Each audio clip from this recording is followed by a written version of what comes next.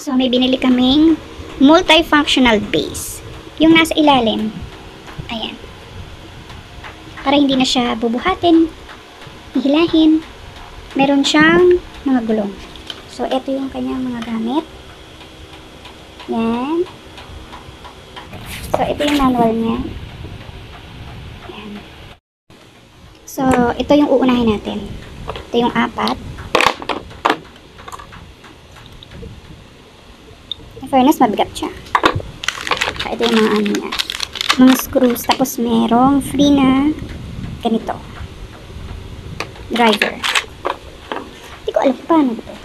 Ito. Hindi ko rin alam kung para saan. Ito kasi yung ibabaw. Ito yung ilalim.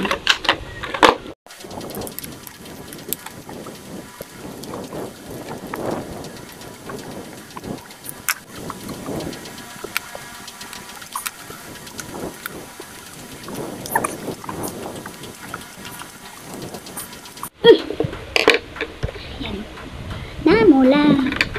So, ayan. Tapos natin yung isa. So, may 3 pa.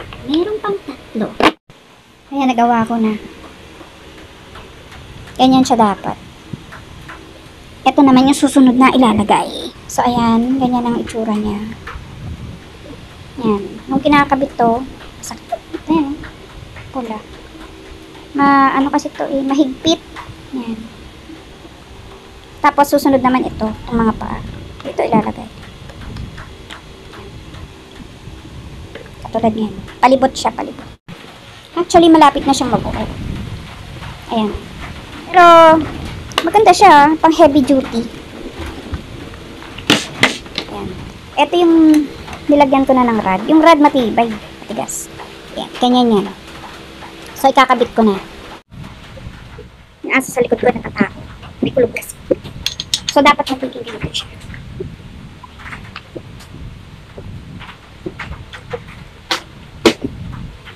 So, dito yan ipapasok. Tapos, ito yung pinakalang. Rod na yan. Pasok lang. Sa dulo. Hanggang dito yan. Hanggang dito siya. Push mo lang. So, angat mo lang. Yan yung pinakalang. Tapos ganun din sa kanila.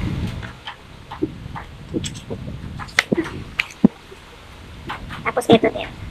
Push mo lang. So, dalawa na siya. Ayan. Ganyan siya pala. May dalawa pa siyang rod. Ganyan siya.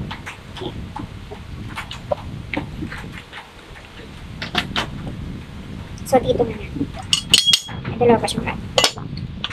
So, gaya din nun. Malagay lang. Ay, nakalang. Ayan. Tapos ito ay push.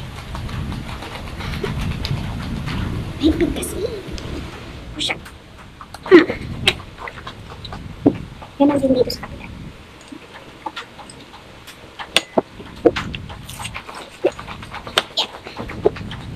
Na. Yan. Yan. Yan.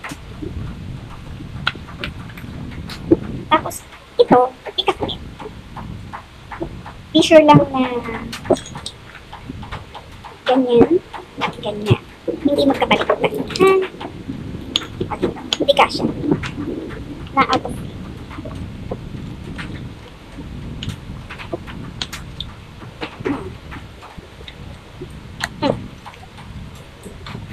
tusok. Yan. Ay.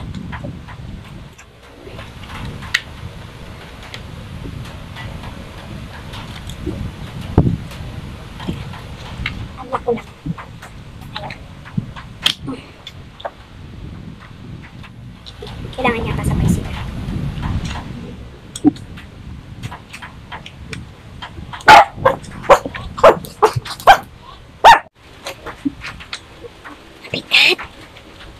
Mabigat siya. Yan. Ito sa kabila.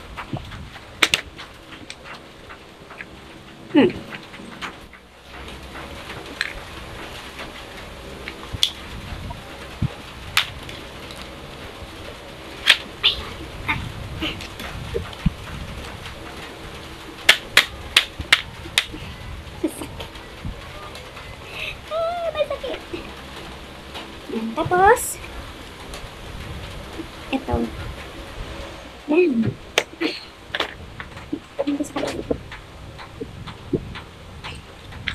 Saan ang hirap na? Takot ako baka maipitan ako ng... Yan. Tapos! Tapos na!